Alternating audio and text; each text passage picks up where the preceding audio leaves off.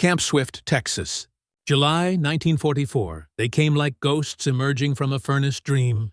Dark shapes trembling against the bleached horizon, wavering in the brutal heat that rose from Texas soil like the breath of something ancient and unforgiving. Then the wind shifted, and with it came the unmistakable rumble of diesel engines, the metallic symphony of army convoys, canteens clanging against wooden rifle stocks, in rhythms that spoke of exhaustion and uncertainty. A wall of dust followed them, rolling across the prairie like the shadow of history itself. By the time that first vehicle lurched through the gates of Camp Swift, the sun had climbed to its throne directly overhead. Merciless, white-hot, absolute. Guards stationed in the watchtower squinted beneath their visors, their khaki uniforms stained dark with sweat that no amount of standing still could prevent. Down that sun-scorched dirt road, a hand-painted wooden sign delivered its blunt message: U.S. Army Prisoner of War Area. Keep moving. The driver of the lead truck, Private Carl Mendoza, dropped the transmission into first gear and released a breath he didn't know he'd been holding. He'd never seen a prisoner of war before, let alone the hundreds that sat behind him now, inside the canvas-covered bed of that lead truck. 30 men sat in silence. Faded field-gray uniforms hung loose on frames that had forgotten what abundance felt like. Faces carved hollow by months of uncertainty. Eyes struggling to adjust to a sky so vast it seemed to mock the cramped trenches and bunkers they'd left behind. These were the first German soldiers to arrive from the Atlantic crossing, and despite everything they'd lost, they held themselves with a fragile, desperate kind of dignity. Rumors had traveled with them like stowaways since the moment of capture. America hated them. America starved its prisoners in desert camps where mercy went to die. America would work them into the ground until their bones became part of the Texas soil. Each rumor grew more vivid as the truck bucked and swayed over rutted roads, feeding on fear, multiplying in whispers. Captain Friedrich Schneider, formerly of the 21st Panzer Division, sat near the tailgate, counting seconds like a man trying to hold on to sanity through mathematics. In his breast pocket, pressed close to his heart, he carried a photograph of his wife beside the Gray River in Cologne. The dust had already begun to blur its edges, erasing her smile one particle at a time. Around his wrist, a pale band of skin marked where his officer's watch once gleamed. Confiscated before they'd even boarded the ship in England, that empty circle reminded him every moment he was no longer the man he'd been.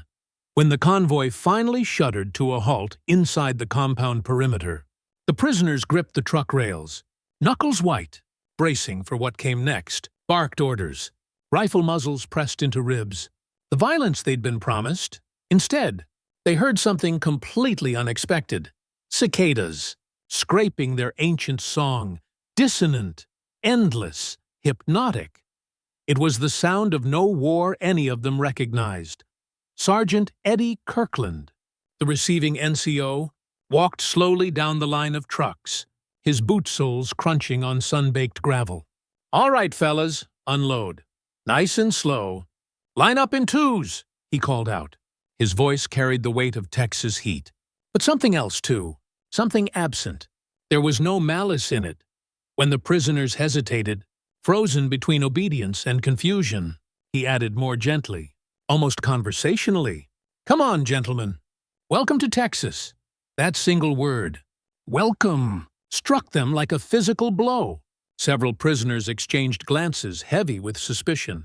A few climbed down with the mechanical precision drilled into them by years of military service. Schneider was the last to descend. He straightened his collar. Though the fabric had long since given up any pretense of military crispness, his boots sank slightly into red dirt that looked impossibly alien against the gray of his uniform. The smell hit him next, mesquite sap mixing with gasoline, a perfume as foreign as the massive sky hanging overhead. Beyond the gate, the camp revealed itself in stages.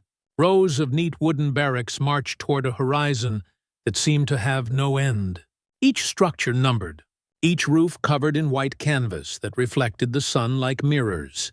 2 flags fluttered from the headquarters pole, one national, one Texan, moving in lazy patterns that suggested peace rather than war. A water tower loomed above everything else, a steel sentinel whose surface caught and threw back sunlight so fierce it hurt to look directly at it. Nothing resembled the brutal prison yards they'd prepared themselves for. Everything looked clean, almost civilized. As guards began recording names in ledgers, checking them against transport manifests, a sudden commotion erupted from the direction of the mess hall. 2 cooks, sleeves rolled high against the heat, pushed a handcart stacked with steaming barrels. When they lifted the lids, warm air escaped, carrying with it the unmistakable scent of beef stew and fresh-baked bread. A corporal shouted across the yard, "Lunch for the transport detail and our guests. Don't let it spoil in this heat." That phrase, "our guests," drew startled glances from men who'd spent months being called nothing but enemy, prisoner, threat. When Schneider reached the head of the processing line, a young American soldier, barely old enough to shave, thrust a metal cup toward him. The cup was filled with water so cold that condensation smoked off its surface in the Texas heat. "Drink up, sir," the guard said, and the word "sir" landed like something from another universe entirely. Schneider hesitated, his eyes moving from the cup to the soldier's sunburned face, certain that somewhere in this exchange hid the trap they'd been warned about. Then thirst, that ancient animal need, overcame suspicion. He drank. It was the first cold water he'd tasted in weeks, and the shock of it traveled through his entire body. Sharp, clean, impossible. Around him, whispers flickered through the line in German. Eiswasser. Unglaublich. Feels like a gift. But no one collapsed from poison. No one was beaten for accepting it. Instead, something stranger happened. Laughter, the kind born purely from shock and relief, began to spill through the formation. Even the American guards seemed to relax, half smiling at the sound, as if the tension they'd been carrying had suddenly been given permission to dissolve. In that crystalline instant, expectations cracked open. These men had arrived prepared to despise and to be despised, fortified against cruelty, armored against humiliation. Instead, they confronted something far more disorienting. Bewildering gentleness, the Texas wind, hot enough to make the air shimmer and dance, carried the mingled scents of distant barley fields and diesel exhaust somewhere beyond the fence line. A harmonica started up, playing clumsy but sincere ragtime. The war, that all-consuming thing that had defined every moment of their lives for years, suddenly felt impossibly far away. Captain Schneider looked again at his cup, at the beads of sweat forming on its metal sides, and whispered something half to himself, half to the memory of who he used to be. So this is America. And so began their first day on foreign soil, a day that was supposed to demonstrate defeat, to hammer home the reality of having lost everything. Instead, it delivered something no one had prepared them for, a strange, confusing, almost unbearable dignity. The Texas prairie in 1944 seemed to have no end, a flat ocean of golden grass that faded into blue haze beneath a sky so hard and bright it looked enameled. To German captives stepping off those transport trucks, it was less geography than complete astonishment.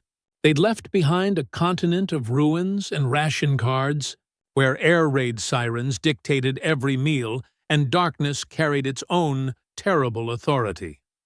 Here, across this impossible expanse of space and sunlight, the air smelled of dust and distant barbecue smoke instead of cordite and burning rubble. They could hear trains, not bombs, cicadas, not screams. By midsummer 1944, America had absorbed tens of thousands of Axis prisoners, scattering them across more than 500 compounds that dotted the interior like a strange archipelago. Texas became one of the busiest nodes in this entire network. A state so vast it could hide anxiety inside its horizon lines, so remote that war felt like something happening on another planet. Camp Swift sprawled outside the small town of Bastrop, 30 miles east of Austin. Originally constructed for U.S. Army infantry training, it had been converted to house captured Germans from the North African campaign and the Normandy beaches. Rows of pine barracks replaced the fearsome images of prison that had haunted the prisoners' imaginations. The fence stood 12 feet high, topped with triple strands of barbed wire that caught sunlight like deadly jewelry. Yet beyond it rolled pastoral fields dotted with grazing cattle. At night, families driving home along State Highway 95 sent their headlights sweeping across the compound. Ordinary life continuing its routines mere yards from men who'd been extracted from apocalypse. Inside the wire, order governed every hour with mechanical precision. Morning bugle at 6 sharp. Roll call and flag-raising ceremony. Breakfast meant powdered eggs, thick slices of bread, black coffee steaming from industrial urns that could serve 100 men in minutes. The Americans operated the entire routine with clockmaker efficiency. The same way they ran automobile factories and wheat farms and college football leagues. Nothing arbitrary, nothing deliberately cruel, just procedure, thick and relentless as the heat itself. To experience Camp Swift through Captain Friedrich Schneider's eyes was to feel simultaneous gratitude and shame warring inside a single chest. In Germany, he'd lectured his men that the Western Allies were hypocrites who spoke eloquently of civilization but practiced vengeance in the shadows. That faith began to crumble the instant he smelled flour-dusted bread baking in the mess hall, saw Red Cross packages distributed with ceremony rather than contempt, witnessed American guards treating them like men, who'd made mistakes rather than monsters who deserved extinction. The camp kitchen produced miracles that seemed almost holy to soldiers. Raised on ersatz coffee and boiled turnip stew, Schneider learned quickly that every prisoner received 2,500 calories per day, the exact same timed rations allocated to American guards. Even the Red Cross parcels arrived regularly. Chocolate bars, letters from home, tiny cigarettes that smelled faintly of mint and possibility. For cultural supervision and moral oversight, the U.S. War Department had placed men of deliberate character in charge. Chaplain Markham, soft-spoken but unmovable in his convictions. Commandant Colonel Ralph Denton, a career officer whose order book contained one memorable directive underlined twice in his own hand. Hatred is contagious. Do not spread it. New guards heard that phrase at their very first roll call. They were instructed not to parade victory like a trophy. They were to embody it quietly, through fairness, through consistency, through the kind of decency that required no announcement. Beyond the fence, local life carried on with an indifference that bordered on surreal. Storekeepers in Bastrop debated gasoline prices and wondered about sugar rationing. Teenagers danced to big band records at the soda shop. Their biggest worry whether Saturday's dance would be well attended. On Sundays, townspeople sometimes picnicked just outside the wire, watching the camp's German baseball league with the curious detachment of people observing exotic animals accidentally introduced into their familiar Texas habitat. Yet that distance softened faster than anyone anticipated. Local farmers soon realized they could request prisoner work details for harvest season. By autumn, Germans were picking cotton alongside hired hands, repairing storm-damaged barns, mending country roads washed out by flash floods. Many American civilians who'd lost sons on European battlefields still offered German laborers lemonade at noon. It wasn't charity. It wasn't even forgiveness. It was simply routine decency, habitual as Sunday prayer. For the German prisoners, that normalcy proved the strangest revelation of all. They'd come from a system constructed on spectacle, On flags and torchlight rallies and oratory about eternal struggle.